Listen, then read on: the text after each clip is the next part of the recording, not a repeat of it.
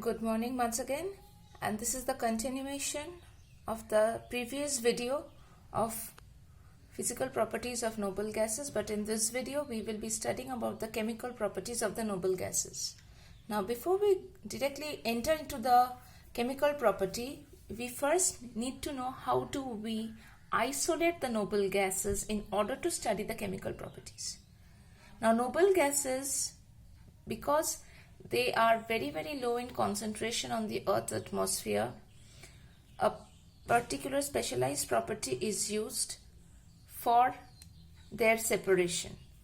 What is the process? The process is called the differential adsorption method, which was first carried out by Dewar, and it was called Dewar's method, which is further based on differential absorption of these gases on charcoal, because you know that charcoal is capable of absorbing several gases. It's based on the different extent of adsorption of the gases on charcoal. These gases were all segregated. Now next is the chemical property. Among the chemical property, the first one is radon has the highest tendency to form compounds. It should be actually, but that does not happen. Why? Very important question over here.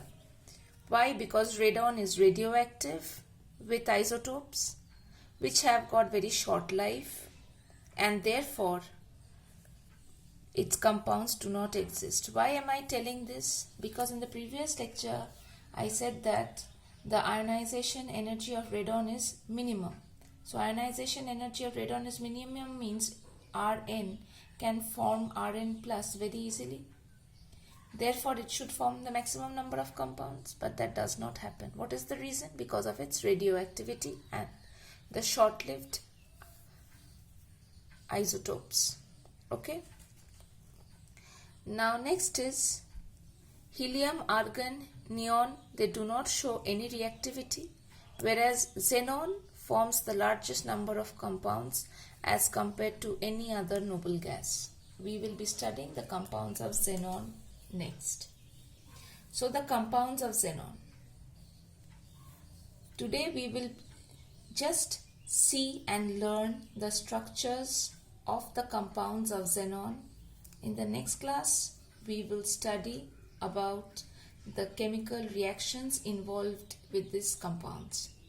So just for today we will be studying the shape, hybridization molecules and the description of the molecules.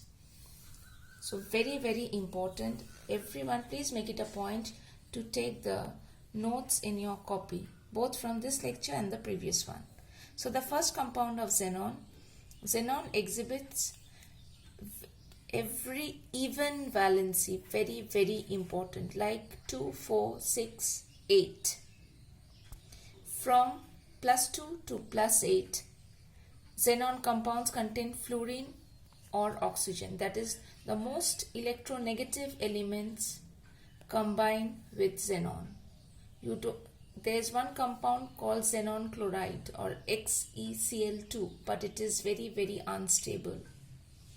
Therefore, we will not be studying about it. But xenon fluoride and xenon oxide or xenon oxyfluorides, as we will be studying, are quite stable and can be isolated. So the first molecule is XeF2, that is xenon difluoride. Over here the shape is linear, as you can see, with 3 lone pairs on xenon, and the hybridization is sp3d, because you can see from here it's quite obvious, the hybridization. Description: it's linear, 3 non-bonding electron pairs at the point of an equilateral triangle. So this, if I consider the equilateral triangle, at the 3 vertex there are 3 lone pair and the 2 Fe atom.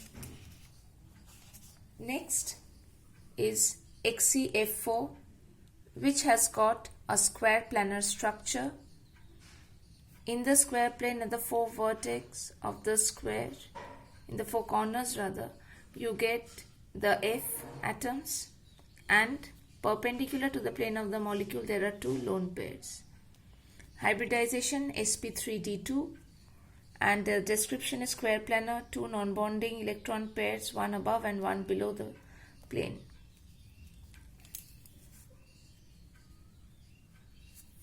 Right? Next is XeF6, that is xenon hexafluoride. Over here the structure is a distorted octahedron. Why distorted octahedron? Because of the presence of this one lone pair. The fluorine lone pair repels with this lone pair of xenon. As a result, this lone pair repulsion, instead of staying perpendicular, the fluorine atoms they become a bit more than 90 degree in one side, and this is called the distortion. That is exact, you don't get the octahedron, but there's a bit deformation in the octahedron. The hybridization of this particular compound is sp3d3, and here you get only one lone pair, either at the face center or in the midpoint of an edge. What is midpoint of an edge? This is the face center, right? That is face of an octahedron. On the face center you get this.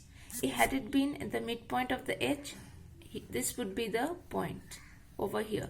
The lone pair could also be present over here.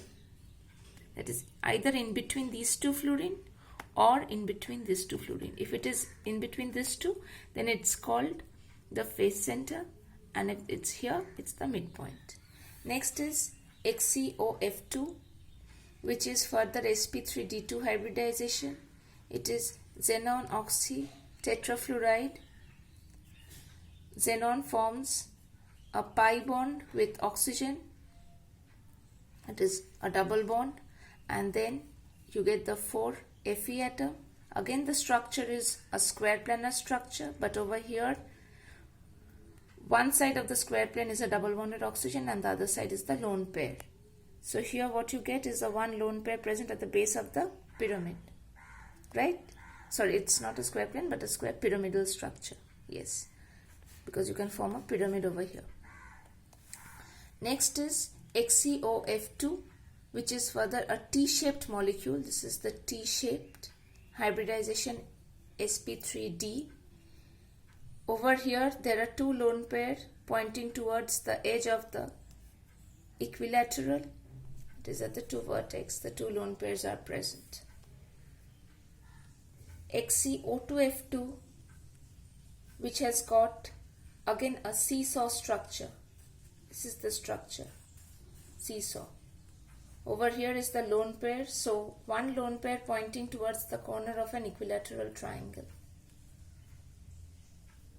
Next is XeO3, which is this particular molecule. Over here the hybridization, as you can see, is sp3 hybridized, but it has got the structure similar to that of the ammonia gas molecule, that is trigonal pyramidal, because of the presence of a lone pair. In ammonia what happens? Over here there's nitrogen, 3 hydrogen single bonded, but here it's xenon, 3 double bonded oxygen, and a lone pair over here. So the structure is a trigonal pyramidal, that is one lone pair present at the apex of the pyramid. Next is the molecule XeO4, which has got the structure of a tetrahedron, and the hybridization is a sp3 hybridized, but there is no description since there is no lone pair present. All the electrons of xenon have taken part in the bonding, giving the oxidation number of xenon to be +8. Next is XeF5-. This is the xenon pentafluoride anion. This you will find in the formation of compounds where xenon tetrafluoride acts as an fluoride acceptor. In such case, this is what happens. So the hybridization is sp3d3, but you get a pentagonal planar structure. top and below the pentagonal plane, you get the two lone pairs. So the description says pentagonal planar, two lone pair, one above and one below the plane of the molecule. Right? Thank you and keep studying unless I post the next video.